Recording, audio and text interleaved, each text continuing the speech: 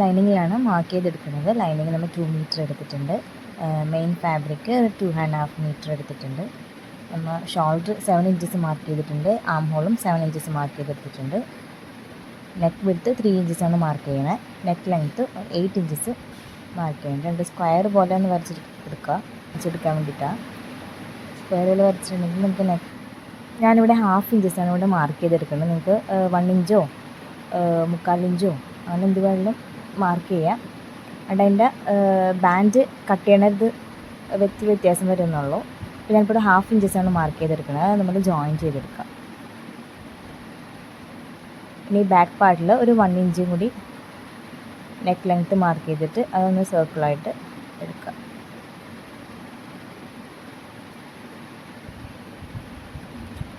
എന്നിട്ട് back പാർട്ടൊന്ന് cut ചെയ്ത് മാറ്റാം.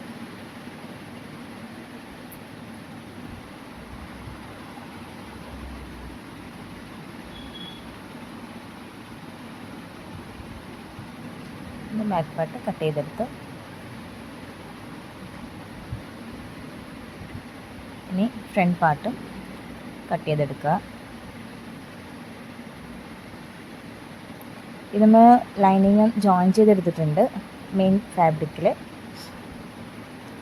എന്നിട്ട് ഈ ഷോൾഡറാണ് അറ്റാച്ച് ചെയ്തെടുക്കേണ്ടത്. ഷോൾഡർ ഒന്ന് ചരിച്ച് ഒന്ന് അറ്റാച്ച് ചെയ്തെടുക്കുക. ഞാൻ 1/2 ഇഞ്ച് ആണ് ആ ഒരു ഷേപ്പ് മാർക്ക് ചെയ്തത്. അതുകൊണ്ട് ഞാനൊരു 2.5 ഇഞ്ച് വീതിയുള്ള ഒരു പീസ് എടുത്തിട്ടുണ്ട്. അത് ഡബിൾ ഫോൾഡ് ചെയ്ത് കഴിയുമ്പോഴത്തേക്കും 1.25 കിട്ടും. 1/4 ഇഞ്ച് തയ്യൽ തുമ്പിന് വേണ്ടി പോകും. അപ്പോൾ നമ്മൾ 1 ഇഞ്ചിൻ്റെയാണ് എടുക്കുന്നതെങ്കിൽ ടോട്ടൽ 4.5 ഇഞ്ചുള്ള ഒരു ബാൻഡ് എടുക്കുക. ഡബിൾ ഫോൾഡ് ചെയ്യുമ്പോഴത്തേക്കും 2.25 കിട്ടും. 1/4 ഇഞ്ച് തയ്യൽ തുമ്പാകുമ്പോൾ 2 ഇഞ്ചിൻ്റെ ബാൻഡായിട്ട് കിട്ടും. ഇതിപ്പോൾ ഞാൻ 1/2 ഇഞ്ച് ആയതുകൊണ്ട് 2.5 ഇഞ്ചിൻ്റെ ബാൻഡ് എടുത്ത് ഡബിൾ ഫോൾഡ് ചെയ്യുമ്പോൾ 1.25 കിട്ടും. 1/4 ഇഞ്ച് തയ്യൽ തുമ്പിന് പോവും.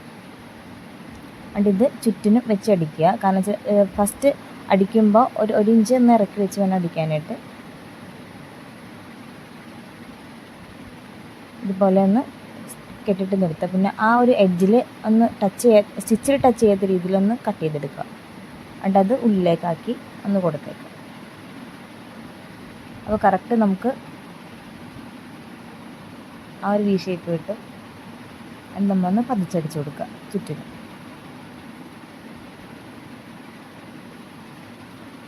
ഇതുപോലത്തെ ഒരു പീസൊന്ന് അടിയിൽ ഒന്ന് വെച്ച് കൊടുക്കുക. എന്നിട്ടൊന്ന് സ്റ്റിച്ച് ചെയ്തെടുക്കുക.